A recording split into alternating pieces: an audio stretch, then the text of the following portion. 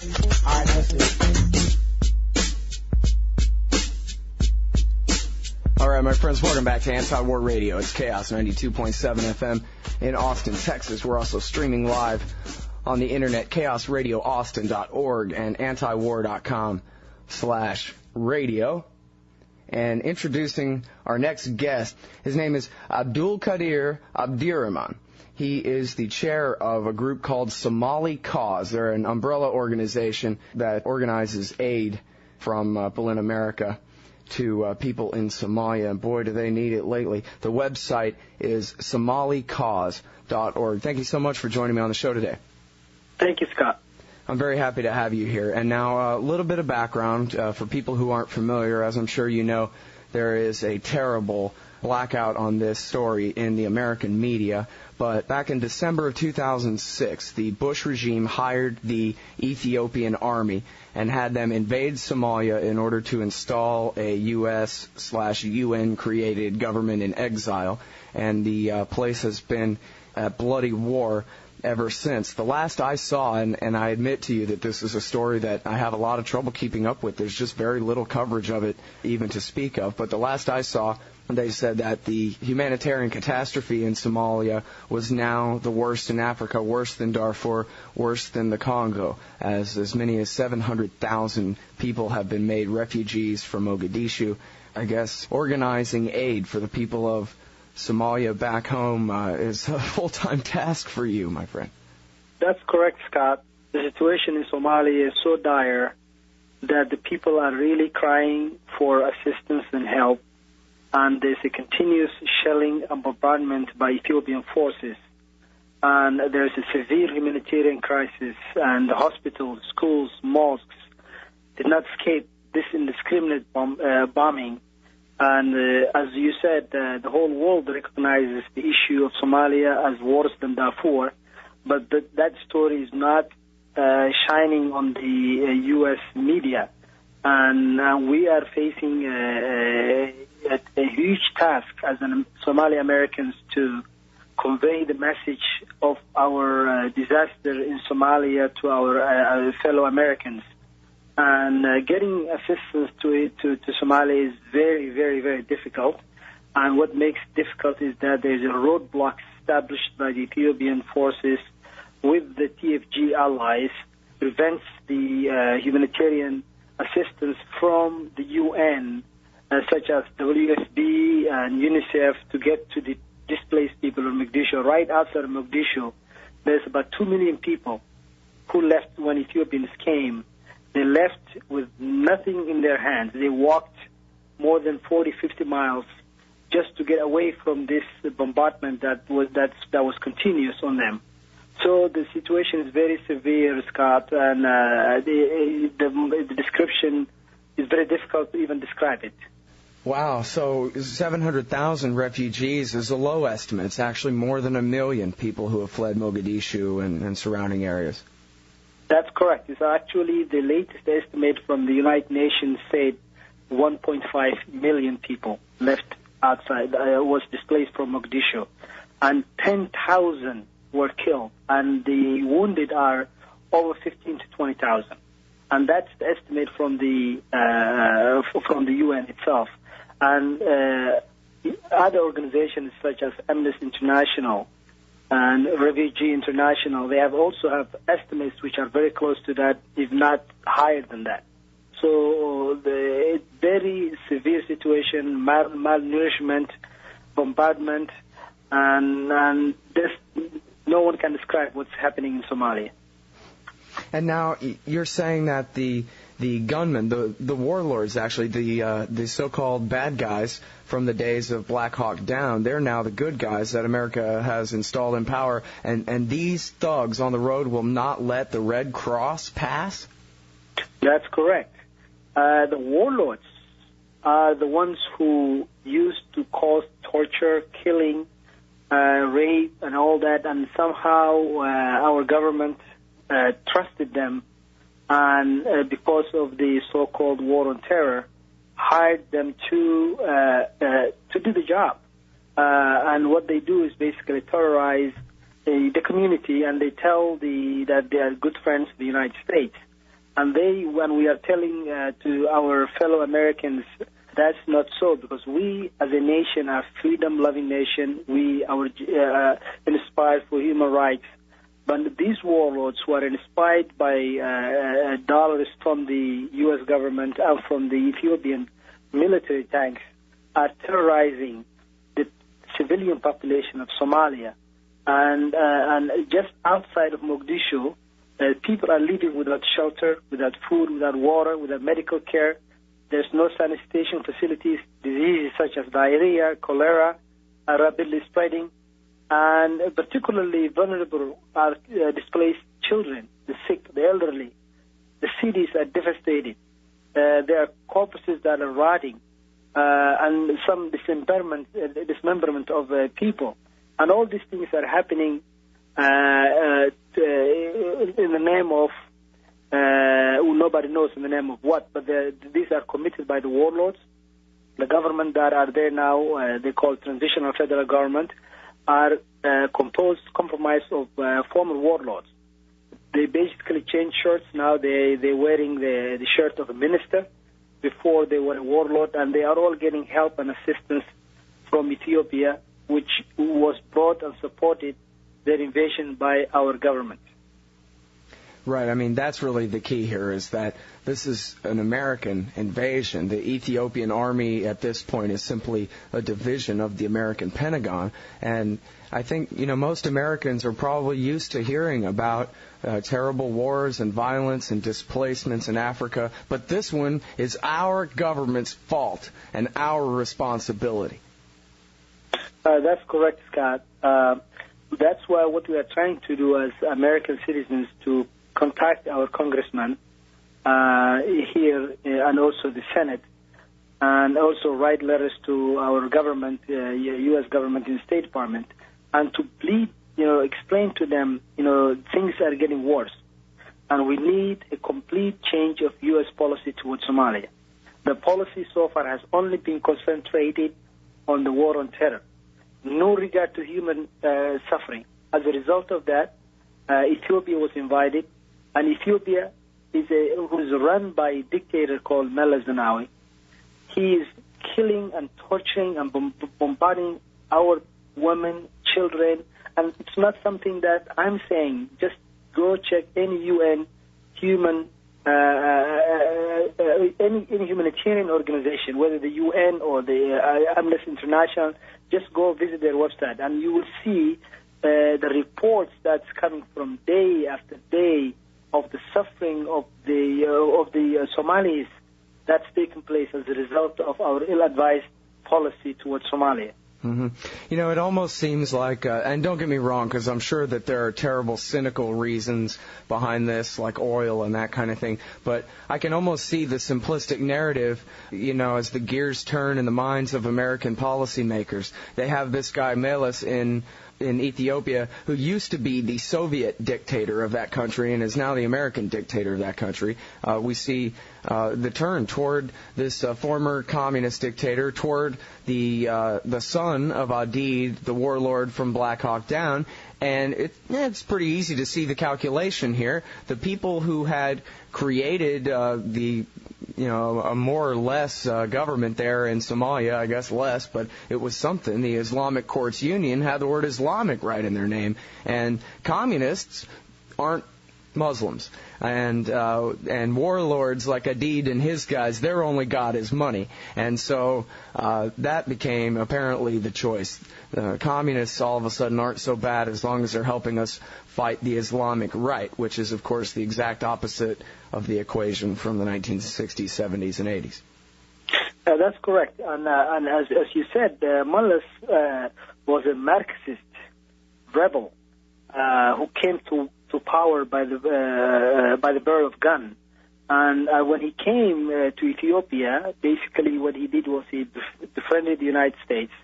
And in order for him to be supported to stay in power, he sent all false messages to the United States saying that there are bad people, bad terrorists in Somalia. And because of that, he wanted some funding and he wanted to stay in power. And as far as what you hear about the Islamic courts, after 18 years of civil war in Somalia, where warlords were running and killing and raping women, some people came and got together. And Somalia, as you know, they are 100% Muslim. They are very moderate Muslims, which pray 5 times, which help the poor, and all those things that are the Islamic teachings require us to perform. But no radical. There's no radicalism in Somalia at the time. But when they cleaned the city of Mogadishu, get rid of the warlords, and the women started going to the market. Before, women could not even go outside of the city of their home. The women were shopping, kids were outside. Life came back to Somalia. All the diaspora has started going back to Somalia. The airports and ports were open. When all those things happened, and this is something that it's said, even admitted by the United States government and other agencies like EU and everybody, the peace was there. When the Ethiopians came, they brought the warlords on top of a tank. For example, the current president of Somalia, he's a former warlord. They came back, and then the killing started again. So now the last 2 years was the worst 2 years that Somalia have ever experienced. The killing is continued. As we speak now, they bombard the biggest Somali market called Bakara market in Mogadishu. They rape women. They do whatever they want. So Mullah is basically, this occupation must end. In order to move forward, we need and request the international community, especially our government, to pressure Ethiopia to withdraw from Somalia and bring UN troops who can relate to Somali people, who can help and bring peace to Somalia, not those who can bring destruction and killing to Somalia. Mm-hmm. I'd like you to elaborate a little bit more about the situation before December 2006 and Dick Cheney's regime change operation there. As you said, the place had been, I guess, a warring place of death and pain pretty much since the end of the colonial era. Certainly American intervention in the early 90s didn't help. But what had happened was the place had finally come to some sort of monopoly on power, this Islamic courts union. And I want to know more about, as you said, the economy flourishing. I remember reading that the cell phone business was doing absolutely great in Somalia, that the ports in Mogadishu had never been so busy. There were no tariffs at all and no taxmen at the port, and everybody was just making a killing, and Somalia had actually finally attained peace and prosperity, relatively speaking anyway, after just decades of war. And first thing America does is come in there and turn the whole place upside down. It's amazing that you say that, and that's correct. I met Congressman Donald Payne in Minneapolis with Keith Ellison, Congressman Keith Ellison, and he just returned. Donald Payne just returned from Africa, including the whole of Horn of Africa, and he was given us a report based on his trip, and he basically said, when I went there, there was no terrorist in Somalia. He said that the Islamic courts has brought peace and stability in Somalia.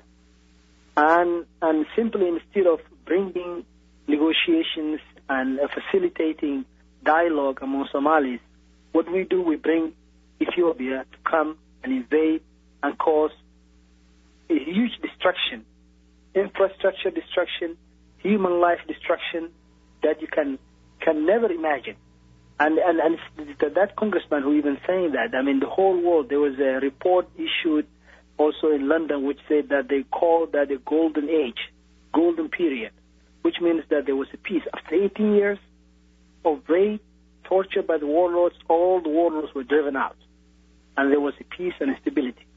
Of course, you'll always find some radicals in every society, but the radicals at the time needed to be dialogue, needed to be discussed. But what happened now, when Ethiopia is invaded, now we have more radicals than we had before. There was a report by Los Angeles Times yesterday which said that as when the Ethiopians arrived in Somalia, there were more people are being radicalized because they see the destruction that's being caused by Ethiopia. And who did they blame? They blamed the United States. So we are here as American citizens trying to bring closer to the Somali people and American people, trying to refocus our policy, change it for the better. Somali people and American people are the same. I participated during Operation Restore Hope when the United States went to Somalia, and it helped feed all the starving people. I was there helping the United States. I left my work, spent there 6 months just to be with the Marines, to be with the Army, to help Somalis feed. That was successful, even though later on the thing was mismanaged. But before, it was very helpful, successful. It helped and saved many lives. So what we are saying now to our government, please stop supporting Ethiopian occupation in Somalia. They are killing our women. They're killing our toys. They're radicalizing the Somali society. We want Somalis to have freedom, like all of us here in America. We want them to enjoy democracy, like all of us in America. Why impose a dictator to the people of Somalia? Please stop Ethiopian occupation. Mm-hmm. Well, if we leave out anything about, oil in the ground or just the strategic position of having a military footprint in that part of Eastern Africa and those kinds of things, and we just take this as the, so-called war on terrorism debate, they invaded this country, according to the Washington Post, in search of 3 Al-Qaeda suspects, and these were guys from back before the Bush administration, post 9/11. This is a military war, not a criminal matter type thing. And these guys had all been indicted. They were wanted for questioning. I don't even know if they'd been indicted. They were wanted for questioning by the FBI as suspects in the Africa embassy bombings in Nairobi and Dar es Salaam in 1998. And this was the excuse for the war, to catch 3 Al-Qaeda guys. And, of course, there was a story in the Los Angeles Times. I think it was yesterday. It may have been the day before yesterday. I think it was yesterday's L.A. Times that said that the intelligence experts are worried that Somalia is now turning into a land ripe for Al-Qaeda. Yeah, and then you made that analogy here that those 3 individuals are not Somalis. Because we have to underline that. Those are non-Somalis. So, but Somalis are being punished. Somali people are being punished. So what we are saying here is that in order to reach a solution, warlord cannot bring peace in Somalia.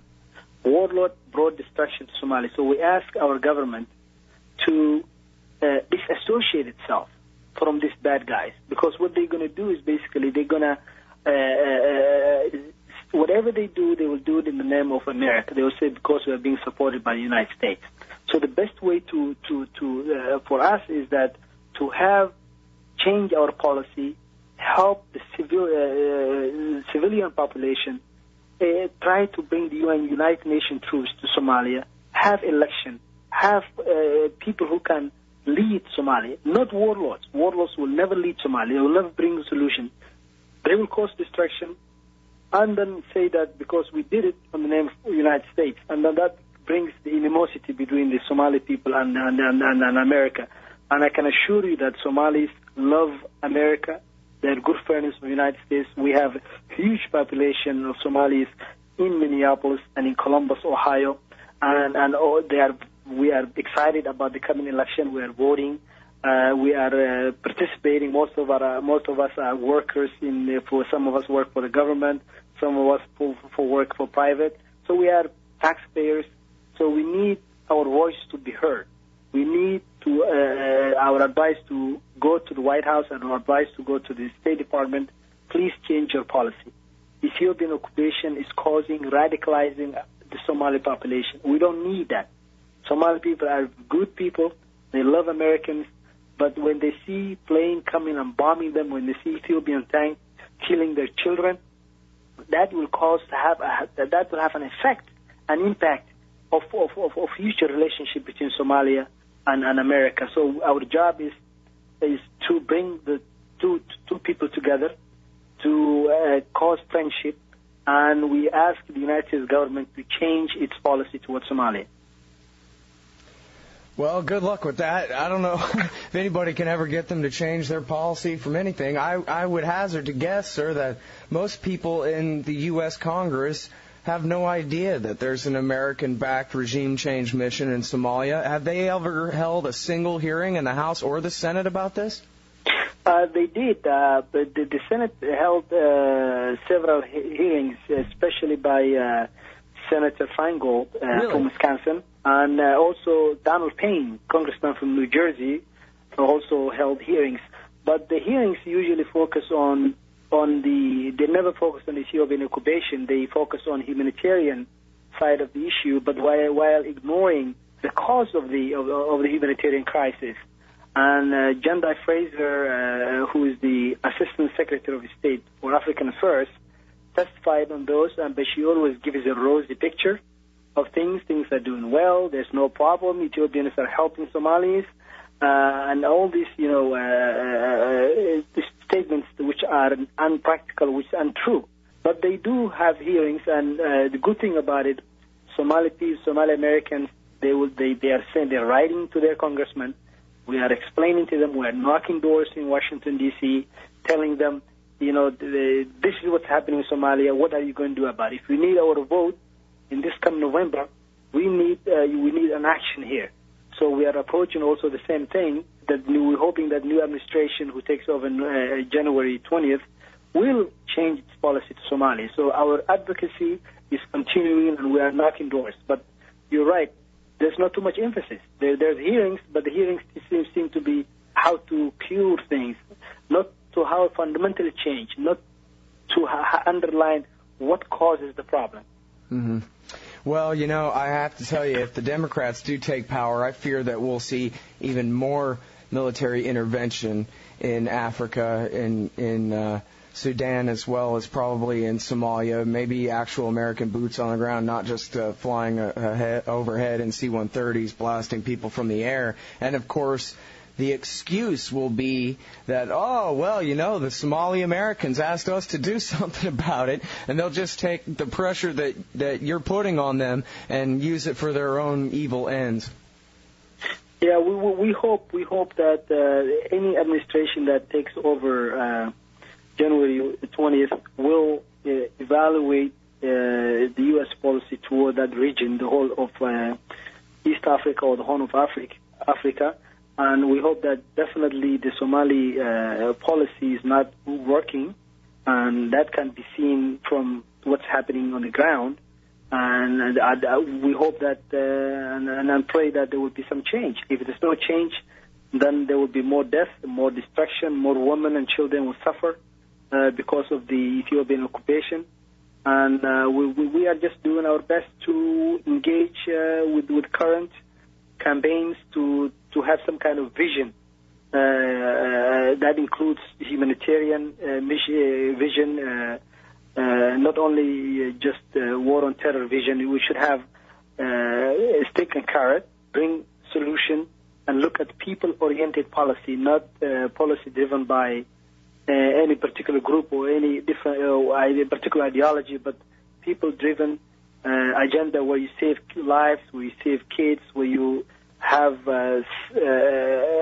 some kind of system to bring in Somalia, which can have a fair election for democracy, no occupation. That's what we expect. Mm-hmm. Well, it's going to be hard, because in a sense you are asking for somebody to come in and hold that election from outside the country. Isn't that right?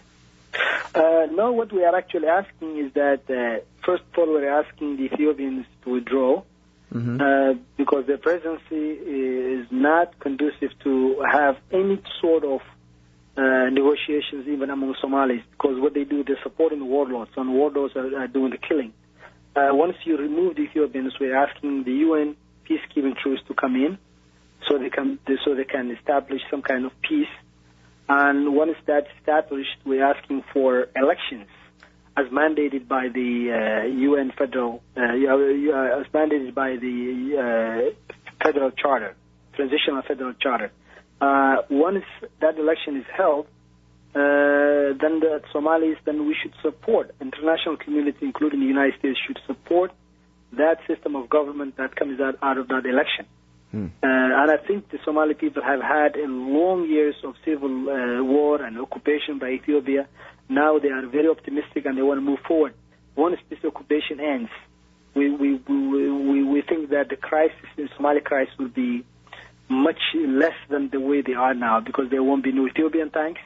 There will be the UN tanks which can facilitate dialogue among Somalis. We don't want anything imposed from outside. We want the Somalis to talk themselves and bring solution.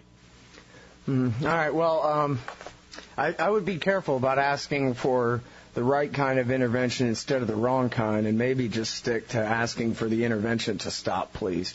But, that's up to you to decide. Yeah. Well, but that's actually our organization, Somali Cause, is we have to have some kind of peace and stability, and because the UN is demanding that even if we bring peace ourselves, there is a tendency that people are now being paid to call someone else a terrorist.